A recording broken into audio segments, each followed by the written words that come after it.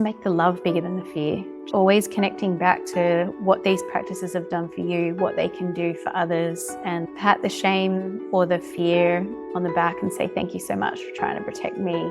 But just connecting back with what matters to you deep in your heart and just keep moving towards it. Hello and welcome back to this episode of the Gentle Revolution podcast. My name is Mark Purser and I'm delighted, honoured that you've found us here. In this episode, I am really fortunate to take a deep dive into the meaning of things with my dear friend, Melissa O'Brien, who is, in my opinion, and the opinion of many, many others, one of the leading teachers of mindfulness meditation in the world today. I've known Melli for quite a few years, as we explore in the podcast, and we initially studied together nearly 2 decades ago now, and have had somewhat parallel but yet diverging experiences as teachers, as students. And this was a wonderful opportunity to come back and really check in where each of us were at, comparing notes from our experiences along the trail. I hope this is inspiring. This conversation really inspired me, as Melli always seems to do. She has a way of reflecting and sharing and contextualizing the important bits. And one of the real takeaways from this conversation, and there were many, one of the main ones, which I've named the podcast, is about making the love greater than the fear. This idea of building love, our capacity to love and to trust and to follow our faith. Make that the biggest thing in our reality.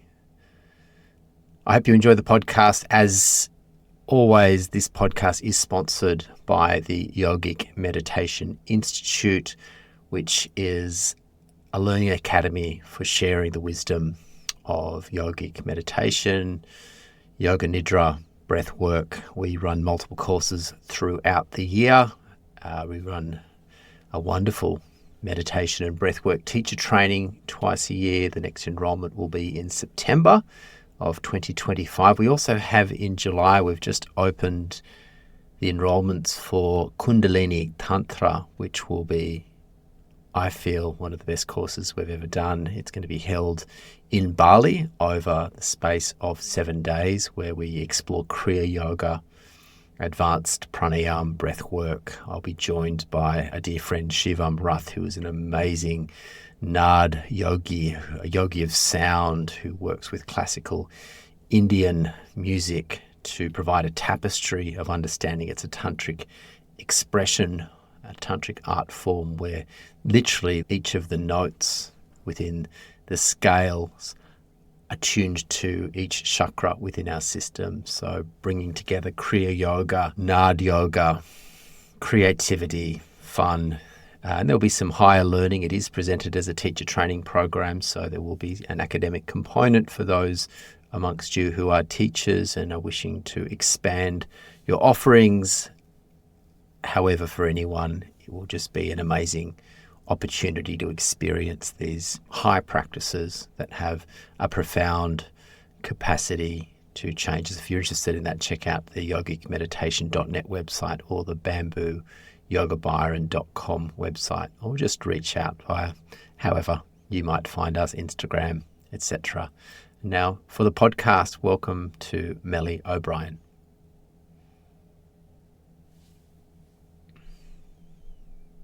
So we're going to start with an exhale. Exhale, let go of your breath. And gently rest your eyes and then take a big deep inhale. And let's open our mouths, and with a sigh, we're just going to release that breath. Exhaling completely, squeeze out the entire breath. And now we're going to inhale again, one more time. Full deep body breath. Hold that breath for a moment, and then again we open our mouths and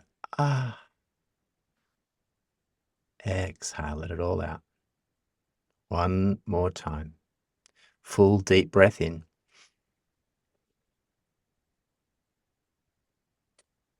And letting go of tension, letting go of worry, letting go of anything that's grabbing a hold of us, and becoming steady, centered, present. Here we are. And hello, Melli O'Brien. Hello, old friend.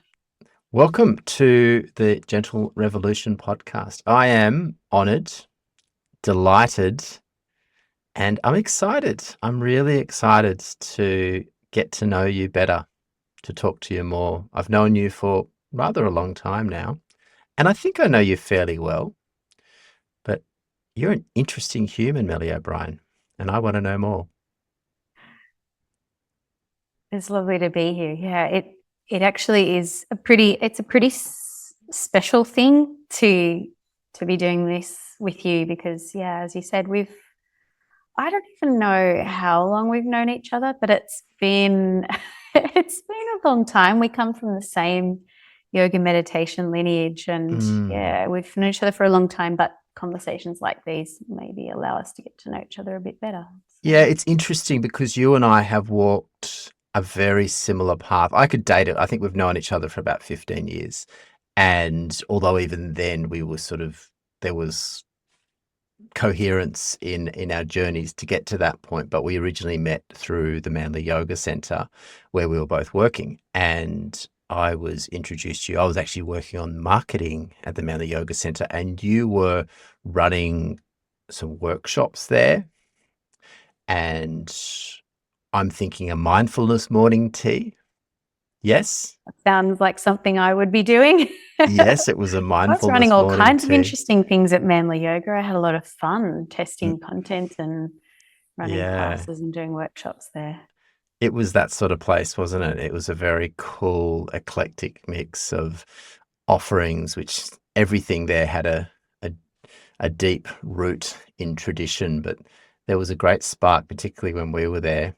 And sadly, that yoga center has now closed, but it did bring us together. And I have witnessed you continue your journey as you've been able to witness me. And we have evolved over those 15 years and continued to study, continued to practice, expanding in our teachings and having many personal and professional adventures, which has brought us to here, to this point today.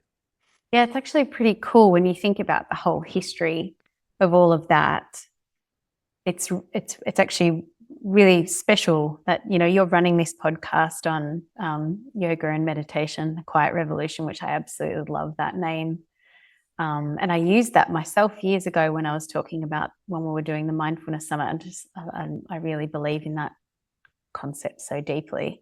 And just that our paths have kind of gone in these some similar but different paths. And then we're kind of reconvening here. You're running this podcast, and I'm just about to launch a book and keen to get on podcasts and share and chat. And so it's very cool. It's when I was actually first introduced to you, and I was given an introduction via Mukta Kiran, who was the manager of the Manly Yoga Center, and she said, Melissa's really onto it. Like, she's a lot of yoga teachers, and we were right at that point of being there when digital media was coming more and more into the yoga and meditation space. And so we were at that point in our professional lives, like, well, we're going to jump on this. I had actually had a background working in media, and I had a degree in digital media communications. And I know you had existing skills, but again, we were both just learning. You actually introduced me to Copy Blogger.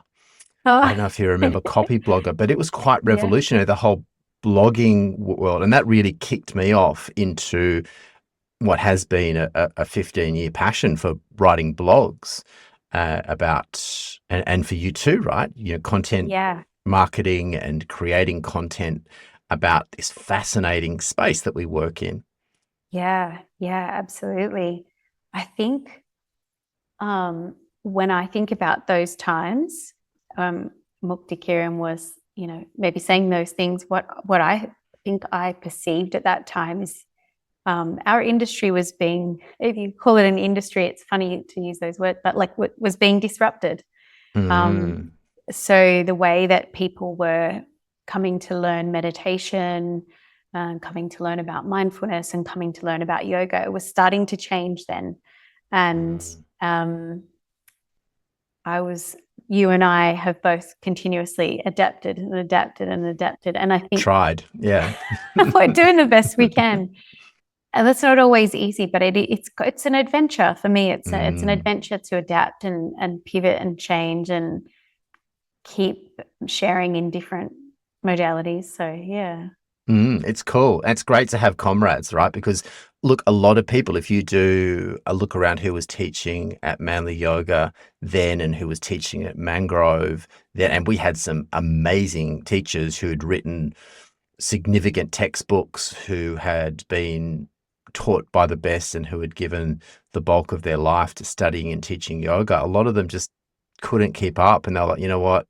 I'm done, because they didn't want to make that transition into teaching digitally. Yeah. So we were at that point, so, well, we've got no choice, and sort of we're more at the beginning of the journey. So, hey, let's give it a go. But the modalities that we're teaching, that we're using, it's changing all the time and continually. The evolution of the podcast in the last few years is a great example of that. But thankfully for us, hey, we love to talk. So here we are. We're actually in the right place. I feel like I'm growing more and more, in fact, into what I'm actually truly gifted to do. And I sense that with you too, that you've got this innate skill for communication and delivering complex thoughts, complex philosophies in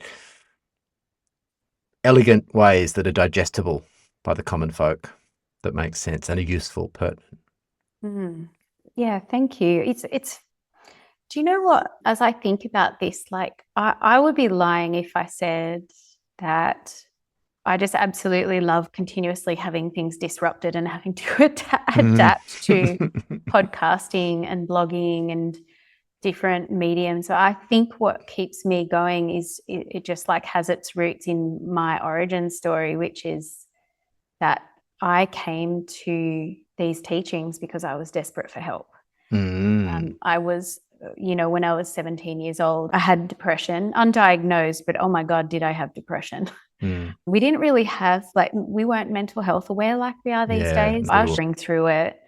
I had a pretty serious eating disorder, and I just hit this point. I think it was, like around the age of 17, where I had a full dark night of the soul, where I was in so much pain that I saw two paths in front of me. One is I'm going to take my own life, because I cannot live in that level of suffering is unsustainable. I was 17. I'm looking at the rest of my life going, I can't live like this.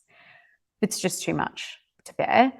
And so I was like, that it's either that path or I have to figure out some way for this to change. And I'm like highly motivated because I'm in a lot of distress. And I actually, for the first time, discovered mindfulness because I went to my school library and I pulled out all these books on like anything about how to change your inner state somehow. And I came across some books on, I think, Buddhism or something like that. And that was the first time I understood this concept of, you can actually train your mind to be different. And the way that my mind works is when I see a pattern, I'm a person who takes in lots of information, and then I like to see the patterns and condense those patterns down to something that makes sense to my, like, if I see a pattern, there's a probability that there's something very true there, and then I'm going to go and test that. So that's how I saw this pattern in this comparative religion book. After I read the first book is like making a claim that happiness is like a skill. And then when I read this comparative religion book, I saw, these actually lots of these things, they're saying the same thing. They're talking about this concept of like finding inner strength and wholeness, like that isn't not something that you have to do that's external to you, but it's about retraining your mind. So I think that was the biggest,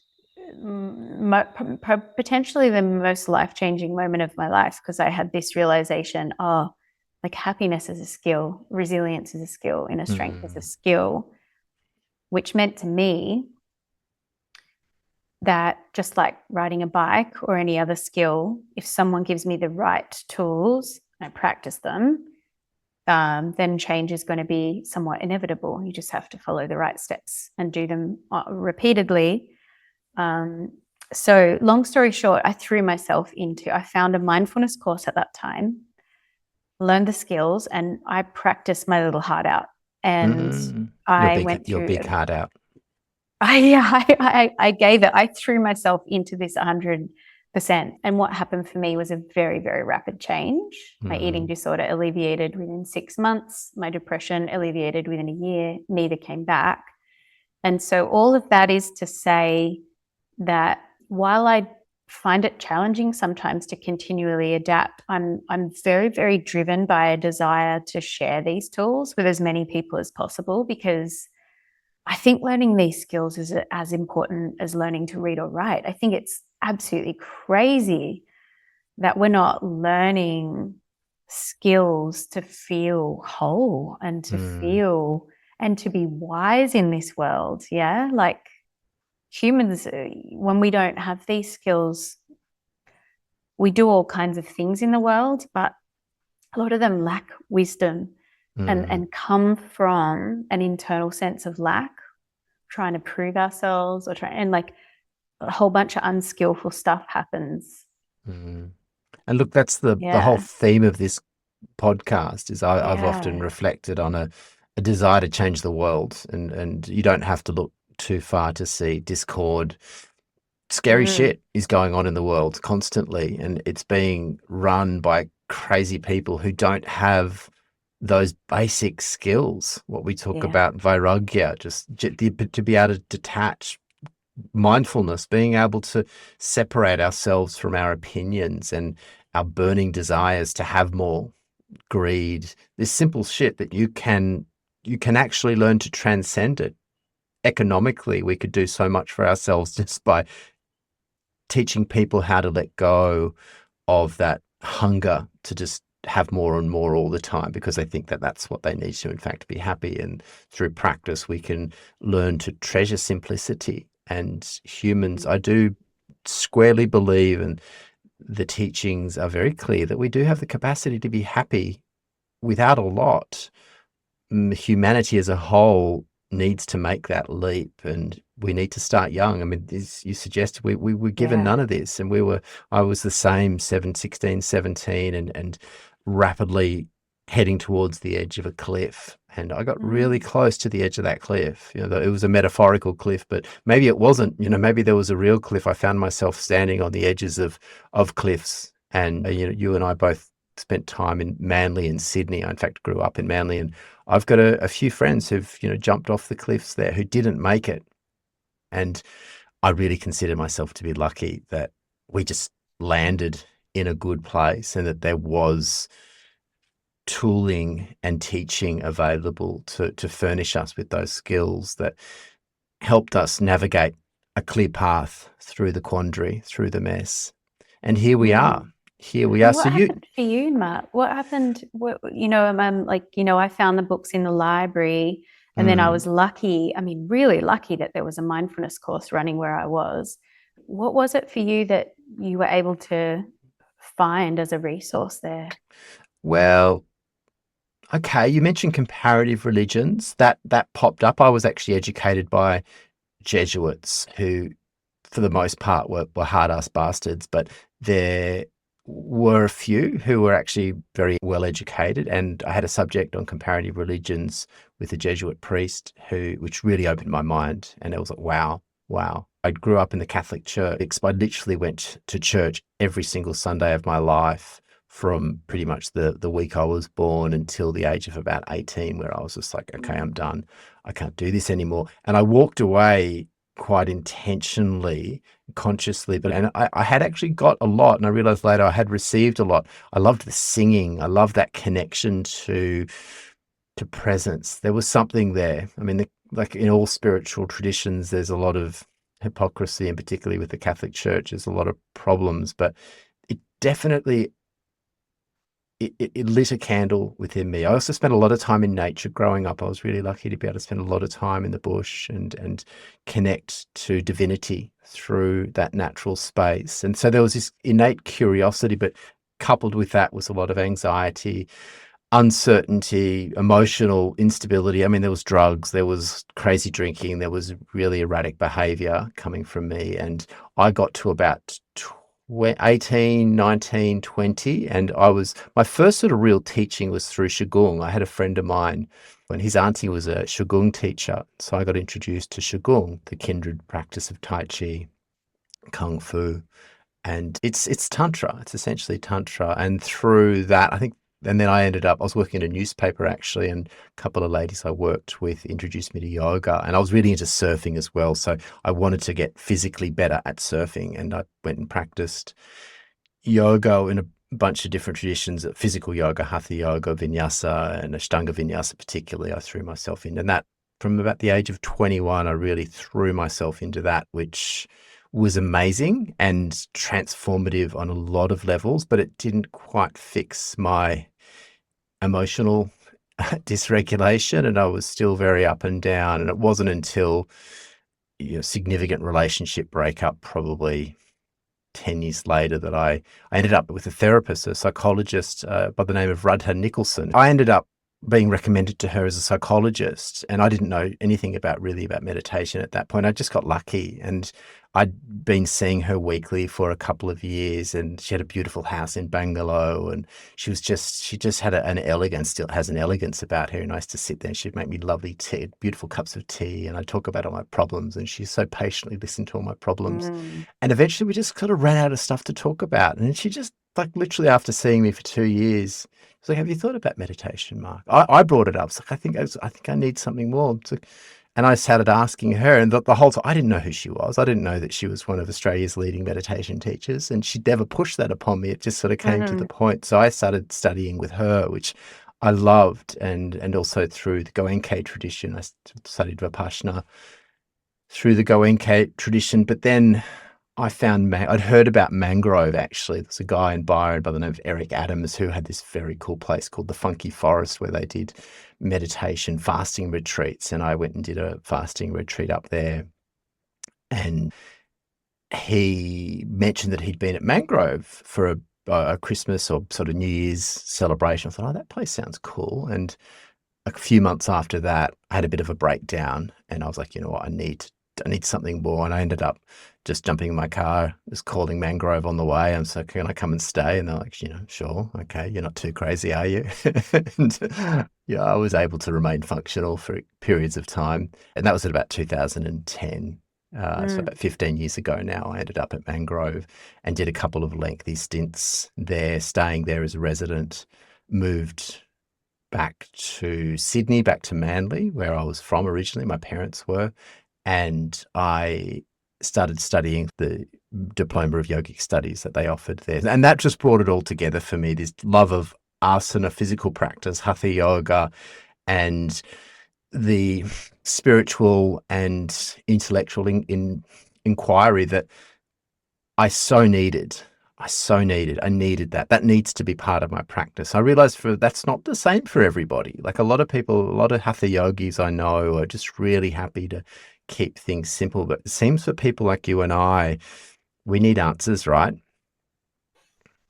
Yeah, I think for me, there is a clarity about, there has been a clarity of purpose in what I'm doing when I'm participating in spiritual practices. And if I would just put it into a nutshell, it's growing inner strength. Like, so we could talk about like that in terms of, there's an awakening process that happens through these practices.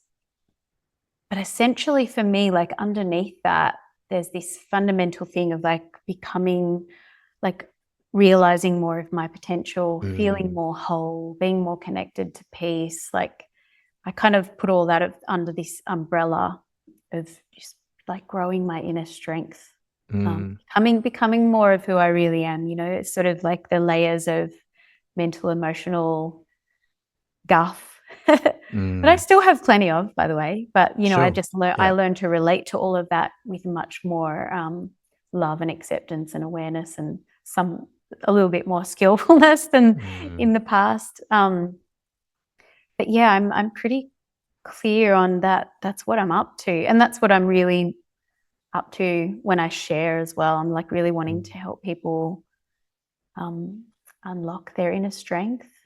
As I've heard it described, the evolution of the personality. Yeah, it's like sort of like an integration. Experientially, it feels like, you know, the mind and the body and the spirit, like the parts are becoming more integrated. The whole system, if I use that language a little bit, like the mind, body, spirit system is more integrated. It's operating more effectively, and I'm enjoying life much more. Feeling much more whole and at peace, and life is more meaningful, and also just like that, I come back to that concept of like living with wisdom as well. I envisage a world in which we have a more sustainable and equal and peaceful and loving world, and I think that's worth moving towards. You know, it may be a lofty idea, but it shouldn't be. It shouldn't be. It shouldn't be a lofty idea, and I'm wanting to spend this life working towards that vision. That's worthwhile. Yeah. That's worthwhile. I think it's probably a lofty sure. idea if you say that's going to be for everybody, but it's definitely not a lofty idea for you and I. And look, it's possible as an individual to achieve it. I'm certain of it because I've done it and I've seen it in you. So absolutely, it's certain to have the capacity for equanimity and contentment, which for me, that's the holy grail, really, just to be able to live with each day and just acceptance and contentment and finding exquisite joy in the simple things. We can get there. I know we can get there because I've done it, and I have done it not from a position of already being happy, from being in a position of being fairly unhappy consistently over a long period of time, to being now in a position where I'm fairly happy most of the time. Still, there's fluctuation, but it's not the massive up and down pendulum swings that it was. And this is where this is what the practices have for us. This is what consistent application to the practices and the study of well-being can offer. And you and I are exhibit A and B. You know, perhaps it's lofty to think, oh, the whole world's going to be like this. Well, maybe not, but we can do it for ourselves. And we can also, I've also seen that in many students that I've supported along the journey and shared the practices and supported with the teachings. And I know that you've taught thousands, many thousands of people, and you've no doubt had close witness to others, right? And you've seen people take that personal evolution. Yeah, absolutely. And I mean, like I say this with like this part of the conversation, I like throw a whole bunch of caveats in there about I'm still just a messy human. I have problems and I still get caught up sometimes and all of that stuff. However, all of that stuff is now, first of all, there's a simplicity in just saying like, I suffer a whole lot less than I used to, like, and that just keeps going down, down, down. And and much more just in touch with the ground of being. So there's just through the ups and downs of life, there's still this background sense of much more of a sense of wholeness, much more of a sense of interconnectedness with life, much more of a sense of peace. And, you know, I was saying before that what I really love to do is watch patterns in people and also in literature. Like most of my friends know I'm usually reading 7 books at once, all of them on the same topic, basically, from different voices. I've just been reading books on this topic since I was so young. Yeah. And my friends joke that I like, if someone was asking for a book recently, they were sick, they had COVID. And someone was like, oh, you should get a book off Melli. And she was like, no, she doesn't read fiction. She just reads books about this stuff. So what I have seen in working with people over the years is like, when you talk to people, when you teach people, what I observe in myself and what I read in the literature is like, there's these common, I call them in my work, I call them the 7 strengths of the self. I'm probably not going to remember all of them right now, but they're like qualities like that happen when you do a lot of this practice, when you do contemplative practice in whatever form it comes. like things like a sense of like a sense of connection with something larger than yourself, which might be interpreted very differently for different people, but that gives people a sense of belonging and a sense of reverence for life. Things like calm, just like touching down, and it's like calm for no reason. There's just this part of our being that gives us this sense of well-being and peace. And there is this wholeness. And even when you talk to people, you hear people talk about this. I've heard people say this so many times. I'm curious about this with you. They say, oh, I just suddenly realized that like everything's fundamentally okay. Like this sense, like, and when they try to describe that, it's like, oh, the deepest part of me is fundamentally always okay. And they can like somatically feel that sense. Yeah. There's a beautiful practice that it's a big part of my personal sadhana of yoga nidra.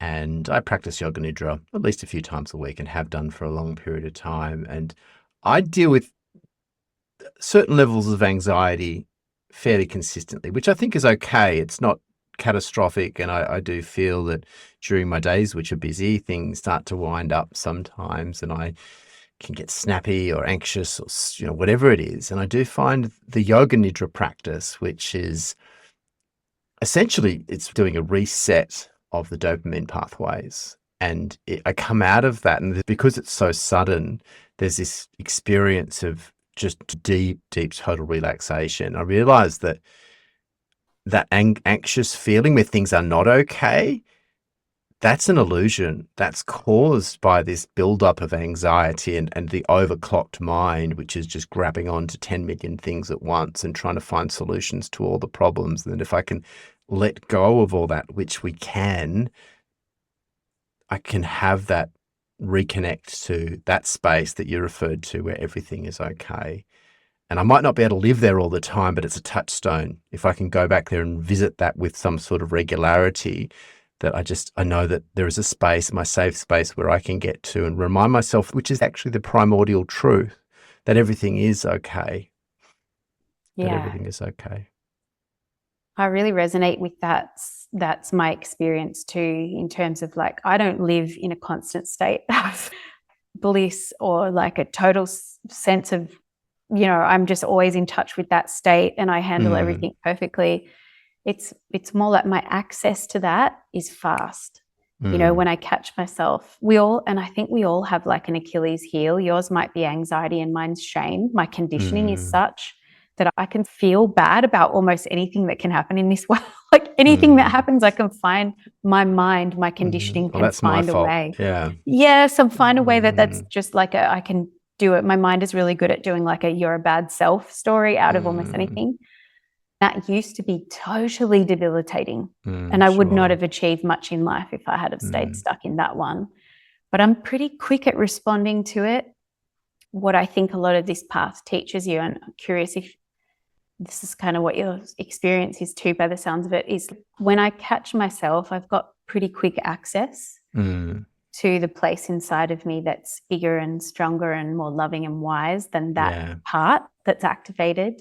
And that I can choose a skillful action to regulate that, which is what you can do through all these amazing practices that you're teaching people. I love that, Melli. Nidra, meditation. Like you've got such a great toolkit that you're teaching folks. So, yeah.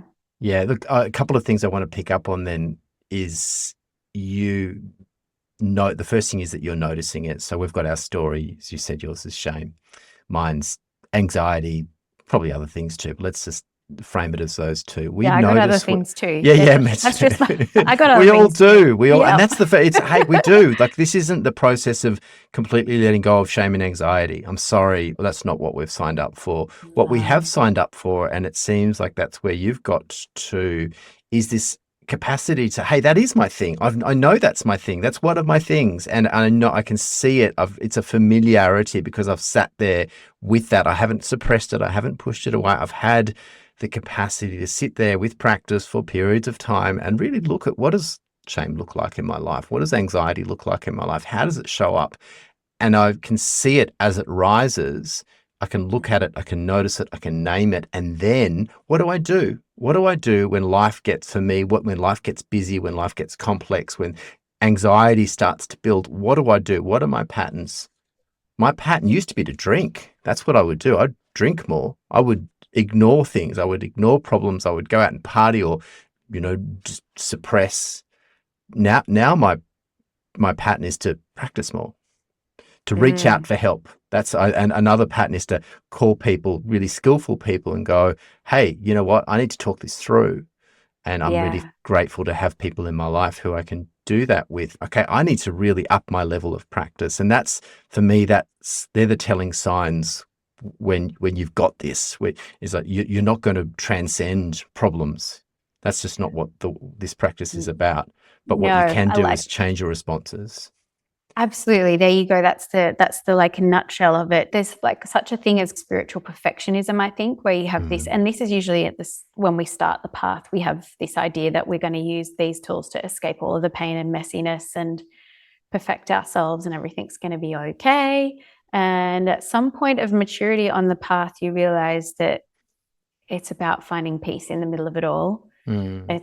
It's not about getting rid of parts of ourselves, although some of them just naturally transform on the path, don't they? They Sure. just, Yep. you're Yep. not even trying, and then you just wake up one day and you don't bite your nails anymore and you don't Mm, go for the bottle anymore and you have but it really is, I feel like the language I've been using more and more is it's sort of like if you think about our system as a body, a mind, and awareness, or whatever you want to call that. mhm, Um, it's like awareness is more in the lead. There's this term reparenting that's used in psychology. mhm, It's kind of like becoming the wise elder in your system. That when your mind is going into anxiety, my mind is going into shame, and it's got this whole bad self narrative, or we're going to go for the bottle, or we're going to say something we didn't really want to say to our partner because we're feeling a bit triggered. It's that ability to like ground ourselves in the place that's wiser and stronger and more centered, and to choose a response to those patterns and choose a response to life that's much mm. more skillful. I want to talk to you a little bit more about practice. And I know that we've had a commonality in what we've studied. We both completed the Diploma of Yogic Studies, which is essentially classical yoga and meditation taught through the Bihar School of Yoga. There's such an under yoga lineage, but I've stuck fairly consistently to that path. I've diverged, but it's stayed fairly much under that umbrella of yogic meditation, which is what I focus on teaching now. But again, can be a broad umbrella. But you've had a huge journey in exploring mindfulness, developing the Mindfulness Summit, which is probably the world's biggest convention around the practice of mindfulness. And you've, again, looked to explore different niches in the application of practice. Tell me a bit about that journey. What inspired you to firstly take the journey into mindfulness? I mean, I think we've touched a bit upon it, but let's talk about it more. Yeah, in our lineage that we learned in, it was all mindfulness. Mm, We just weren't using that word because that mm, word wasn't in vogue like it is now. mm, So, in a way, I again just like adapted to the common language that became the language that everybody understood, that was a bit more mainstream. But I did adapt. I teach a hybrid of the stuff that we learned, and I also did two more additional like mindfulness teacher trainings. mhm, I also went and learned a whole bunch of other bits and pieces, acceptance and commitment therapy and compassion focused therapy. And I think I was always doing the same thing, really. But I started doing more mindfulness, less yoga, more teaching straight up meditation practices that were guided a bit more by what was happening in the modern world, like mhm. how they were approaching mindfulness in the mainstream. Then I really realized that when you're doing that, when I was watching how that field really works, you actually what you're doing is it's mental health education. You're Yes. teaching mindfulness, but it's always, if you're teaching mindfulness, you're always also teaching what is stopping you from being mindful. You're teaching a lot of the time about how to reduce stress, how to reduce anxiety, why we get caught up the way we do, how to regulate your thoughts, how to regulate your emotions.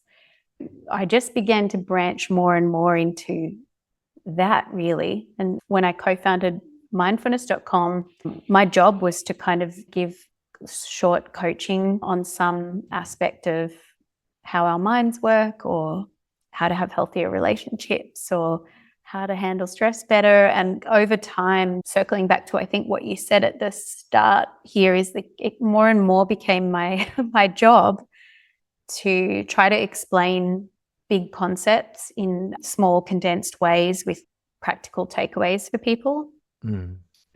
So over time, I think my work just evolved, especially in the process with mindfulness.com. But even before that, I started running retreats. Remember, I was running something like 11 retreats a year, which is quite a lot. I was away from home a lot, packing my bags and going and teaching retreats. And I also think it came from just being with folks in a room for a whole weekend, which is really unique, like talking to them in between sessions and learning that people come because they want to learn mindfulness, but that's not what they're really there for, right? No. That's never what they're really there for. So you learn and you listen and adapt as you go, and you kind of realize, most of these people are here because they're trying to overcome an addiction, or they having trouble handling difficult thoughts. So how can I make that easier and more approachable? And how can I give people the best outcome when they come to one of these retreats, where it's, you do learn mindfulness, and let me also talk about what's going to get in your way when you go home. Because it's one thing to learn these practices, but there's always that two sides, isn't there? There's the practice and there's what gets in the way of practice. Yeah, what's getting in the way? What are the roadblocks? You know, we all want to be mindful. We all want to experience contentment and bliss. It's the innate human desire. And so we have to see what are the roadblocks. We talk about in yoga the vrittis, these modifications of mind, the samskaras, and understanding that machination of mind, that otherwise we'd all just be glorious and happy. But that's not the gig. That's not what it's about. It's in fact leaning into having the courage and the comfort to be able to sit there and look at those roadblocks, look at those modifications of mind. Otherwise we'd all be enlightened. We'd all just be sitting here enlightened, right? And that's just not the case. You know, we wouldn't be having this podcast. We'd be off doing something else, when people wouldn't be listening to this podcast, because we need it. We need to understand, that other people are experiencing the same things and have explored the same things, and then finding that commonality of purpose, whatever it is. We all want the same things, but okay, what are the roadblocks? And people who have, for example, had eating disorders, they can congregate together and use the same concepts, the same techniques to support themselves. And I mean, this is the ancient practices which have been around for long periods of time. They're applied to whatever reality we find ourselves in. Thankfully for us, they're infinitely adaptable. The practices haven't changed very much. I've noticed that the language changes, but the techniques stay pretty much the same.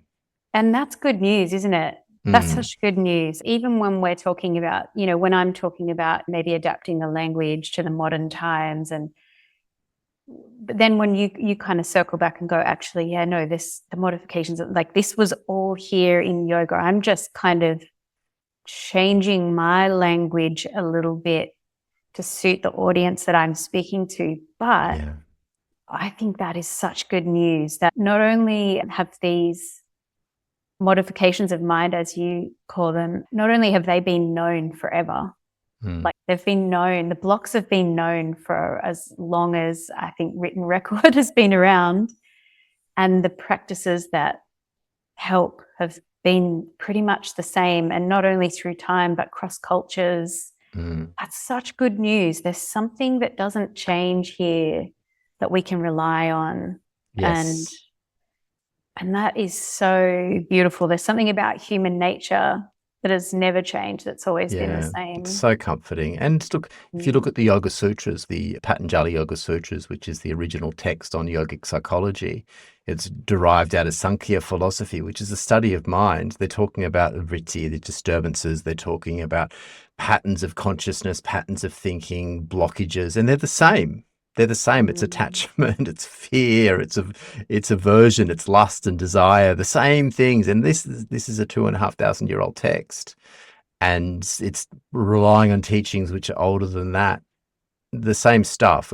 Look, we're having different influences. I think these days our mobile telephones are creating incredible disturbances for us, the intrusion of mind, and it's really affecting our abilities to concentrate. So we need to okay, well, it's an age-old problem, but this is the contemporary reality. How do we apply these teachings to people who are dealing with dopamine addictions, because we're addicted to our phones, which is a startling percentage of the modern world, particularly among, you and I at least have some sort of memory of a time where we didn't have phones. Yeah, we grew up without them. Which is a blessing. These days, that's just not the reality. There's a lot of kids who just don't know what it's like. They don't remember what it's like to live without phones. And we need to. The dharana, the ability to focus, concentrate our attention in a specific direction. Again, that's the core of meditation in the yoga tradition, of just being able to create a singular focus on a particular thing. People can't, we were talking about reading books before, people can't do it anymore. People are losing their skills because they're too busy scroll. I think my capacity I used to read a lot of novels, and I still read a lot of textbooks, but that's a different thing. That my ability to read novels has dissipated because I'm just too busy. I have been disturbed by scrolling Instagram reels. As I talk, if people are listening to, I'm doing my thumb scroll, which is the Instagram thumb scroll, which is whatever, Instagram and TikTok and whatever else it is, just this constant influx of quick hits of information. And so we need to do those practices. Can I ask you, Melli, what does your personal practice look like now? What do you do? What inspires you in your own personal journey as far as technique goes?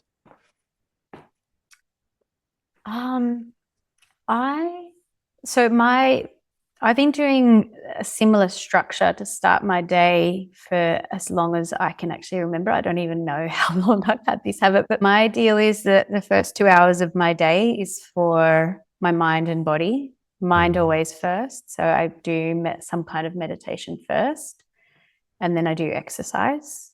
And I'm pretty disciplined with it. I'm pretty consistent, but I allow myself a little bit of creativity. So I don't do the exact same meditation practice. Sometimes it depends on my state. Most days I am doing some version of kind of like, I'll tell you, my practice in almost like a mantra is whatever arises, love that. So these days, as I'm practicing mindfulness, I'm really practicing embodying a kind of loving awareness and really actively, it's not just an acceptance or presence with what's arising, it's loving what is, like actively also loving parts of myself. So if the inner critic pipes up, or boredom or anxiety, that's now being met with a lot of actual active love and seeing and non-judgment. I found that the last couple of years, that's kind of where my practice has naturally evolved. And I try to do that in daily life as well. Like whatever arises, if you can take a deep breath and meet that thing with it's just like a kindliness, as best I can. And when I can't, I try to meet that I can't with kindliness. That's a big part of my practice these days. It's just like a mindful, loving awareness. Like a meta meditation. Yeah, it's interesting. I have seen that, and I've had that journey myself, and I've seen that. I know Swami Niranjan from the Bihar School of Yoga. More recently, I've seen and heard he teaches a lot more of this heart space meditation, and we do a lot of work with our heads, right? And in the tantric tradition, they say focus there to begin with, sort out Agnya chakra, but the journey lands in the heart. We're not going to intellectualize our way through these problems. You can change your intellectual relationship to things. And that's important to establish that capacity to witness, to detach, but just to love to be able to linger in love. And yeah, for me, that's this what they talk about in yoga, Hridayakash darshan, of the heart space awareness, being able to just feel into that space of love towards whatever's happening. That's beautiful. Yeah, I spoke to a Swami once who said the spiritual journey is not very long. It's actually just from here to here. It's here. It's not very far. Not So very I far. kind of actually like actively think about that sometimes when I'm caught up, like when I'm in a shame spiral or if I'm stressed or overwhelmed, like of actually physically thinking about just moving here. And sometimes I'll even put my hand on my heart and just take a breath and be like, okay, yeah, I can't control what's happening, but I'm back here. So I think that's kind of like the essence of the way I'm practicing now. And it's good. It's really good. I'm really finding that the actual, like, instead of just sort of witnessing, there's something about actively choosing how I'm responding to the world. That's my choice of who I want to be in response to. I think what it does for me is it really does bring a wiser, more grounded part of me online. It gives me a sense of agency. This is how I'm choosing. I'm choosing this, to meet this in this way. So I can choose that even when I can't choose what other crazy emotions or thoughts or events might happen. And what a lovely way to start the day as well. Just set that as the tone. I'm coming into today with love. Whatever coming comes. in with love. Coming in with love. Yeah, that's beautiful. I want to ask you a question. It's a little bit personal. I'll give it some context.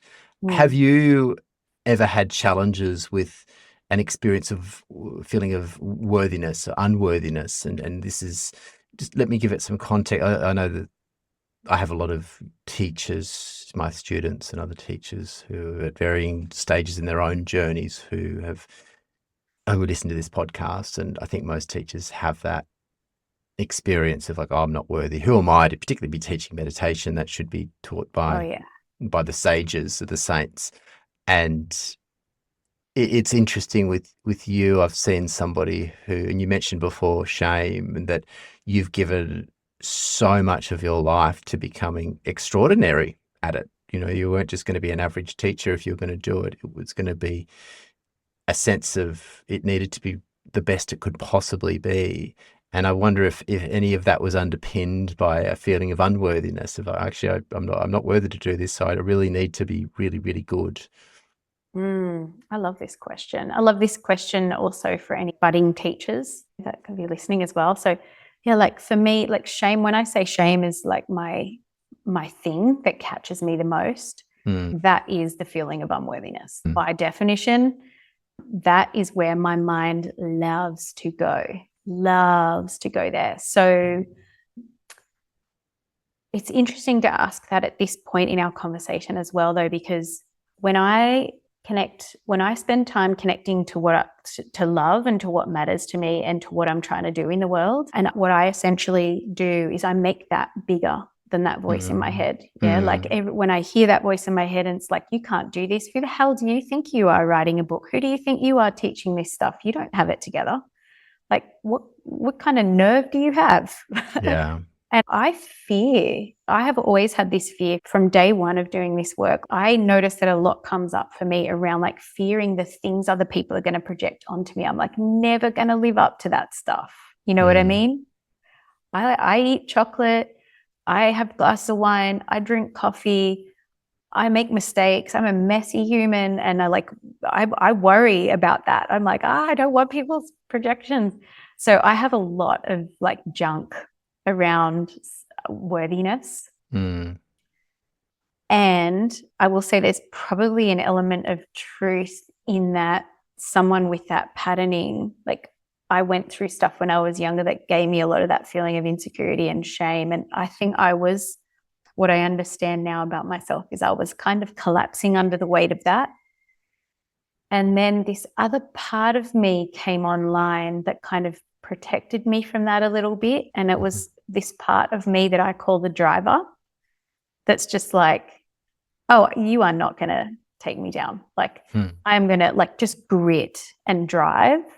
And so I've had a journey over the years at learning to do this work and learning to do life, like regulating that driver part of me a lot more. That part of me has been wonderful. It's given me a lot. It's protected me from collapsing in shame. And it's really outgrown its usefulness a lot. So that loving, deeper awareness in me does it still to this day, a lot of work around recognizing the shame and recognizing the driver part of me that tries to get me out of collapse. Yeah. And loving both of them into healing. But yeah, I find, just in summary, what I would say, just like knowing that there might be people listening to this who are budding teachers, especially because you do a lot of teacher training and you're really damn good at it. Just make the love bigger than the fear. Always connecting back to what these practices have done for you, what they can do for others, and pat the shame or the fear on the back and say, thank you so much for trying to protect me. But just connecting back with what matters to you deep in your heart and just keep moving towards it. Because it's a life worth living. Sharing this stuff, you're going to add so much to the world. And even if it's yourself and the ripple effect that you have in your community, in your family, that's beautiful. That's really valuable. Yeah, it can't be underestimated. And look, probably most of the people who taught us had those same experiences of anxiety and shame and whatever else. And the reason I sort of introduced it as an idea, it's just, I've seen you work so hard. And I've got this theory that these qualities have a flip side. They're not bad or good. You know, this thing of shame, it's like, oh, yeah, I experience anxiety. Anxiety is not bad or good. It's just an experience of a fluctuation of the mind. And it can actually, anxiety makes me good because I've got this thing of, I don't want to be caught out as a fraud. I don't want to be caught out as, and that probably comes from an experience of not being liked and being caught out, maybe feeling like a bit of a fraud as a young person. So that childhood trauma has spurred me. I need to know everything. I need to study all. I need to become totally expert in this. And we realized, and you touched upon that earlier in our chat, that we learn all this stuff, so many different techniques, so many different ways of exploring and expanding and extrapolating. But it comes back to this practice of real simplicity of like, oh, actually, you know what? I'm just going to sit with an experience of contentment and love. Notice my breath, notice the sounds upon the morning sky. Yeah. It's a big journey to get there. It's a big journey to get there. And I think it's a more pleasant journey. It's like, I like working hard I really enjoy, I also haven't had kids, right? So I've got all this energy to pour into something that I love. And so I think what's so interesting is if you can work hard.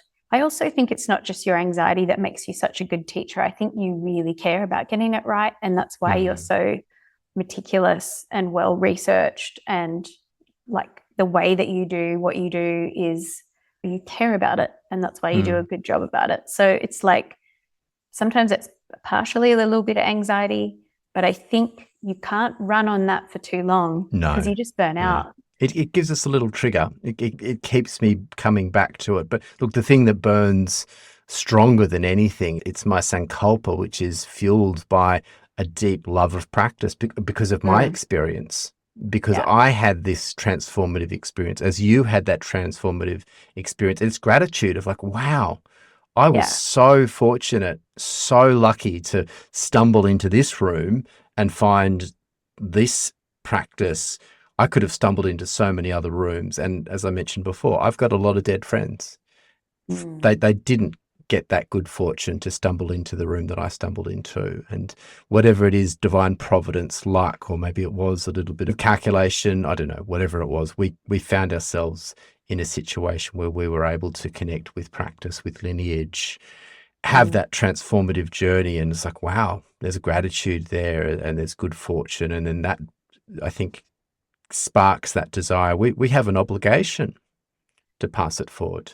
There's a deep obligation. We're just passing the torch to each other, really, aren't we? Like someone did a great service to us in giving us those tools at the right time in our life. And it's inspiring to be able to be the next person that in the relay race that does the best that they possibly can with care. And it is important to pass them down with care, to make sure that you're thoughtful and authentic in the way, and like really carefully passing that torch on to the next person so we can keep it alive.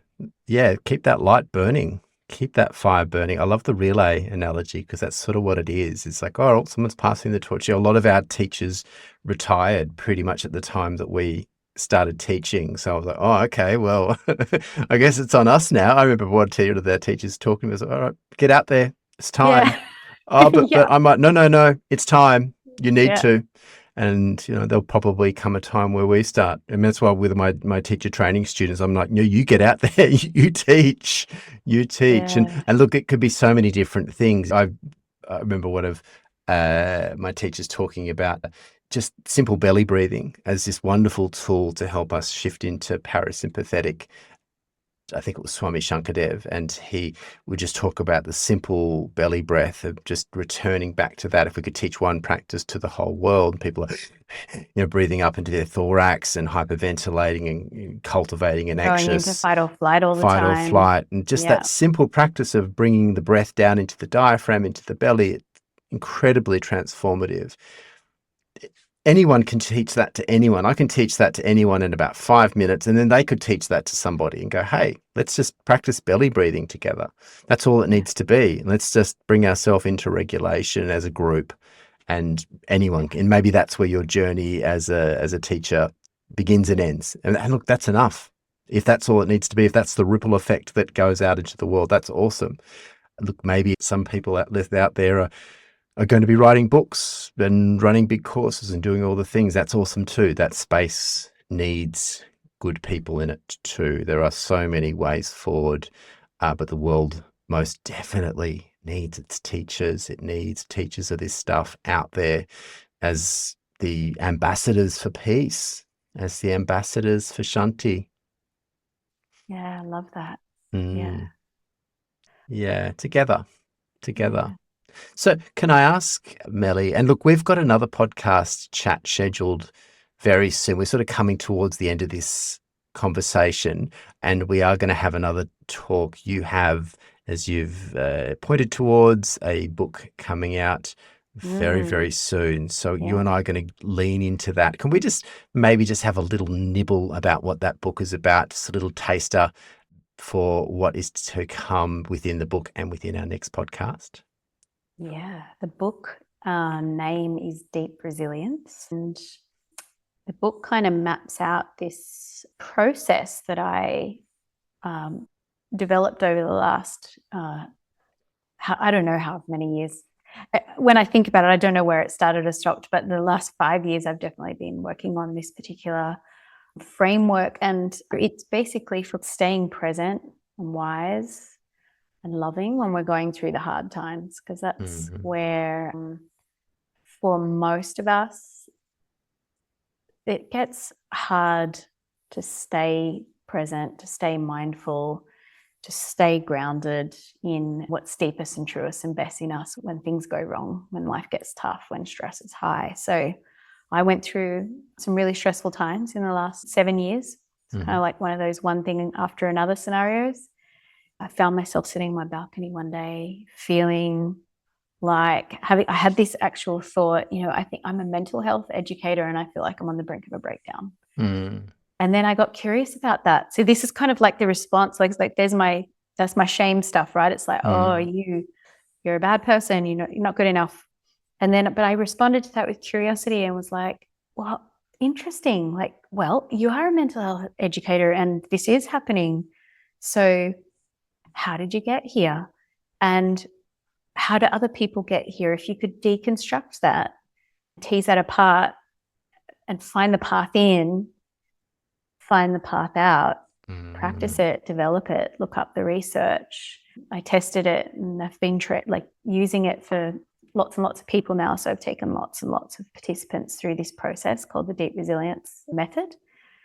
And it's good. I love it. I've fallen in love with the practice, and deep resilience has sort of become more and more of a way of life. So I'm really, really happy to bring out this book. Oh, this is exciting. Yeah, it's exciting. It's really cool stuff. I'm feeling like the best about my work than I've ever felt, like the most excited and authentic. And yeah. Wonderful. I'm going to hit the pause button there because I don't want to give too much away, because I Yeah. really want to dive into this in our next conversation, which won't be too far away. So if you're listening to this podcast, make sure you tune into the next podcast, which will be following very shortly after this one. But for now, I think we can rest. I've taken in so much good information. I Mm. can't wait to go back and listen to this podcast and edit this podcast and share it with people, because you have such a wonderful way of explaining things and sharing the wisdom with humility and inspiration, Melli. That's what you are, Mm. an inspiring human being. Oh, You're coming from a good space. So please keep shining that light. I can't wait to talk to you again. Thankfully, that'll be very, very soon. And thank you so much for sharing your time with us today. yeah, such a pleasure. This was so enjoyable, and like right back at you. You've been doing great work for a really long time and continuing to train people in a wonderful, wonderful lineage of meditation and yoga, that it's getting rarer and rarer for that quality Mm. of training to be in the world. So yeah, I really have a lot of respect for you and what you're doing. Yeah. Mm. Forward to the next conversation. Installment. Yeah, me too. Have a beautiful day, and we'll see you soon. Hari Om. Hariom. Shanti. Shanti Shanti.